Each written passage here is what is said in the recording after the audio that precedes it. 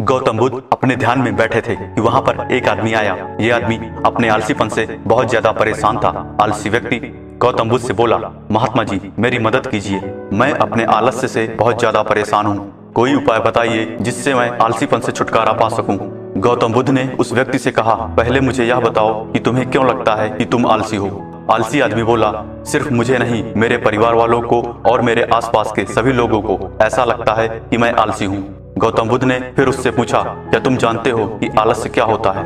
आलसी व्यक्ति बोला, नहीं, मैं नहीं जानता, किंतु मैं इतना जरूर जानता हूँ कि आलस्य बहुत बुरी चीज है। इसकी वजह से मुझे बहुत नुकसान हुआ। गौतम बुद्ध बोले, जिस परेशानी से तुम छुटकारा पाना चाहते हो, पहले उसके बारे में पूरी जानकारी ले लोगे तो उससे छुटकारा पाना आसान होगा। आलसी व्यक्ति बोला, भगवान इतनी बुद्धि तो मुझ में नहीं, आप ही मुझे इस समस्या के बारे में जानकारी दीजिए। गौतम बुद्ध बोले, आलस्य एक मानसिक अवस्था है, एक विचार है जिसे जाने अनजाने में हम खुद ही जन्म देते हैं। आलस्य दो मूलभूत कारणों की वजह से ही जन्म लेता है, एक है शारीरिक और दूसरा मानसिक।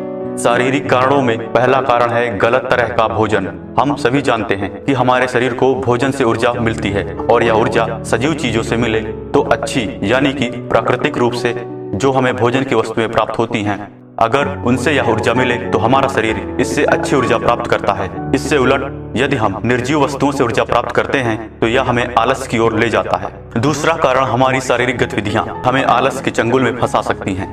गौतम बुद्ध ने आलसी व्यक्ति को अपने शिष्यों की तरफ इशारा करते हुए कहा कि देखो, इनके चलने फिरने बैठने के तरीकों में तुम्हें कुछ अलग नजर आ रहा है।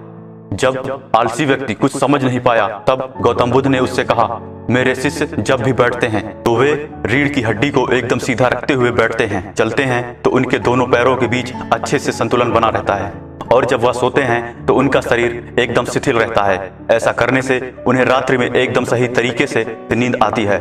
आलसी व्यक्ति बोला, नींद तो आलस का ही एक स्वरूप है। बुद्ध बोले, हाँ, अगर उसे ज्यादा मात्रा में लिया जाए तो। बुद्ध ने इस बात को आगे बढ़ाते हुए कहा, नींद कम मात्रा में लोगे तो तुम्हें अगले दिन थकान महसूस होगी और ऐसा करने से ज्यादा आलस्य शरीर में आएगा। नींद ज्यादा लोगे तब भी यही परिणाम होगा। इसलिए नींद को न ज्यादा न कम, एकदम सही मात्रा में लेना अति आवश्यक है। आलसी व्यक्ति बोला, हाँ, यह तो मैंने भी अनुभव किया है। बुद्ध बोले, अब मानसिक कारणों के बारे में भी जान लो। मानसिक कारणों में सबसे पहले है हमारी पुरानी गलत धारणाएं।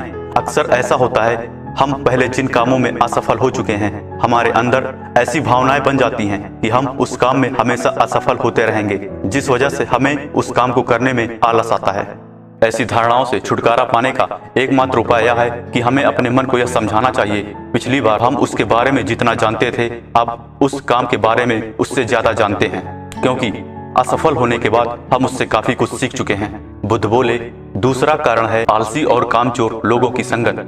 कई बार ऐसा होता है कि हम आलसी नहीं होते, मगर जिनके साथ हम रहते हैं हम उन जैसे बनने लगते हैं। इससे छुटकारा पाने का उपाय बहुत सरल है। कामचोर और आलसी व्यक्तियों से दूर रहो। ऐसे व्यक्तियों के संगत में रहो जो अपने काम को बड़ी लगन से करते हैं और तुम्हें कुछ सिखा पाएं। गौतम बुद्ध ने तीसरा कारण बताते हुए कहा, यह कारण आलस्य के लिए सबसे बड़ा कारण है, काम को कल पर डालते रहना। यह कारण इतना शक्तिशाली है कि किसी भी व्यक्ति को बर्बाद कर सकता है। इससे बचने का सबसे आसान उपाय यह है कि जो काम जितनी जल्दी संभव हो उतनी जल्दी कर दिया जाए। गौतम बुद्ध ने आलसी व्यक्ति से सवाल पूछा, मान लो तुम किसी रेगिस्तान में फंस गए हो और तुम्हें प्यास लगी है तो तुम क्या करोगे? आलसी व्यक्ति बोला, मैं जल्द ही रेगिस्तान के आसपास कोई गांव की तलाश करूंगा या ऐसी जगह की तलाश करूंगा जहां पर मुझे पानी मिल सके। गौतम बुद्ध बोले, अगर तुम्हें काफी देर ढूंढने पर भी पानी न मिले तब तुम क्या करोगे? आलसी व्यक्ति बोला, मैं तब भी अपनी तलाश जारी रखूंगा, क्योंकि ऐसी परिस्थिति में मेरे पास कोई दूसरा विकल्प तो नहीं होगा। गौतम बुद्ध बोले, बिल्कुल सही, और यही है मानसिक स्तर पर आलस्य का चौथा कारण, किसी भी निश्चित लक्ष्य का न होना। यह भी आलस्य की ओर ले जाता है। अब सुनो पांचवें कारण के बारे में। गौतम बुद्ध बोले, सोचो कि तुम्हारे पास काफी सोने के आभूषण हैं जो तुम्हें एक जगह से दूसरे जगह ले जाना है। तुम चलते चलते थक जाते हो और किसी पेड़ के नीचे बैठ जाते हो और तभी तुम्हें दूर से तुम्हारी तरफ दौड़कर आते हुए डाकू दिखाई देते हैं। तो क्या तब भी तुम आलस करके वहीं बैठे रहोगे या ऐसी परिस्थिति में तुम वहां से उठकर दौड़ने लगोगे? आलसी व्यक्ति बोला, जी मुझे वहां से दौड़ना ही पड़ेगा, नहीं तो मेरी जान और सोने के आभूषण दोनों खतरे में पड़ जाएंगे। बुद्ध बोले, यानी कि तुम्हारे पास एक ठोस वजह होगी दौड़ने के लिए। यही है आलस का पांचवा कारण। किसी भी काम के लिए ठोस वजह का न होना। आलसी व्यक्ति महात्मा बुद्ध की बातों से संतुष्ट हुआ। वह बोला, भगवान, मैं अब आलस के बारे में सब कुछ जान चुका हूँ और अब मैं इन सभी कारणों पर काम करूंगा और अपने आलस को दूर भगा दूंगा।